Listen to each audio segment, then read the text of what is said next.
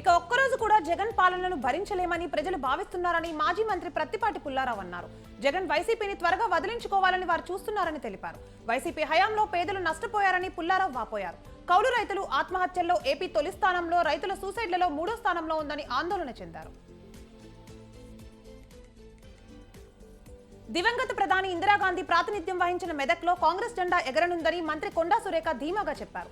మాజీ MLA Mynampally Hanumantharao Surekha CSI ground లో helipad స్థలాన్ని పరిశీలించారు. బీసీల ఐక్యత చాటాల్సిన అవసరం ఉందని, అర్ధరాత్రి పిలిచిన పలికే వ్యక్తి ఎంపీ అభ్యర్థి నీలం మధు అని మైనంపల్లి అన్నారు. ఎమ్మెల్యే కడియం శ్రీహరికి పెద్ద మెదడు పనిచేయడం లేదని హన్మకొండ బీజేపీ ఎంపీ అభ్యర్థి ఆరూరి రమేష్ మండిపడ్డారు. శ్రీహరి మాటలు వింటే ఊసరవెల్లి కూడా సిగ్గుపడుతుందని చెప్పారు. అవినీతి అక్రమాలకు పాల్పడకపోతే హైదరాబాద్ హన్మకొండలో ఇంద్రభవనాలు ఎలా కట్టారని కడియం ఆరూరిని కడిగేశారు.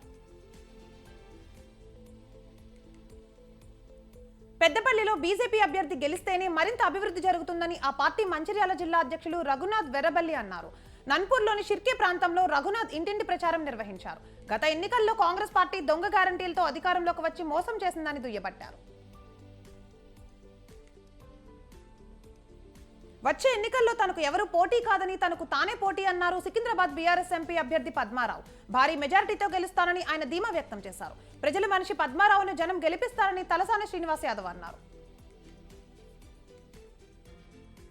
వికారాబాద్ జిల్లా తాండూరులో ఎంపీ రంజిత్ రెడ్డికి చేదు అనుభవం ఎదురైంది. ఎన్నికల ప్రచారానికి వచ్చిన ఆయన రంజిత్ రెడ్డి డౌన్ అంటూ బషీరాబాద్ లో కాంగ్రెస్ నాయకులే నినాదాలు చేశారు. ఈ 4 ఏళ్లు ఏం చేశావంటూ నిలదీశారు. దీంతో తెల్లముఖం వేసుకుని అక్కడి నుండి రంజిత్ రెడ్డి వెళ్లిపోయారు. జగిత్యాల జిల్లా రాజీవ్ బైపాస్ రోడ్డులోని పిఎంఆర్ గ్రాండ్ హోటల్ ను ఫుడ్ సేఫ్టీ అధికారి అనూష సీజ్ చేశారు. ఫుడ్ సేఫ్టీ అధికారుల తనిఖీల్లో స్టోర్ రూమ్ లో పురుగులు ఉన్న బియ్యం, నువ్వులు, పుష్పాలను వారు గుర్తించారు. వినియోగించే తేదీ దాటిన ఫుడ్ రా మెటీరియల్ వాడుతున్నట్లు వారు గమనించడంతో ఈ చర్యలు తీసుకున్నారు.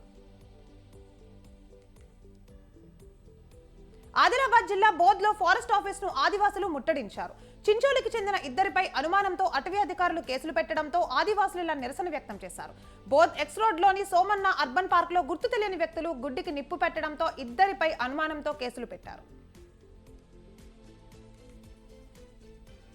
ఇండియా కూటమి ప్రభుత్వ ఏర్పాటులో నిజామాబాద్ కీలకం కావాలన్నారు బోధన్ ఎమ్మెల్యే సుదర్శన్ రెడ్డి. కాంగ్రెస్ ఎంపీ అభ్యర్థి జీవన్ రెడ్డిని భారీ మెజారిటీతో గెలిపించాలన్నారు.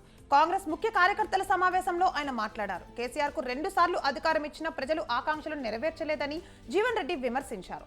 ఎంపీ అరవింద్ పసుపు బోర్డు తీసుకురాలేదని చెప్పారు.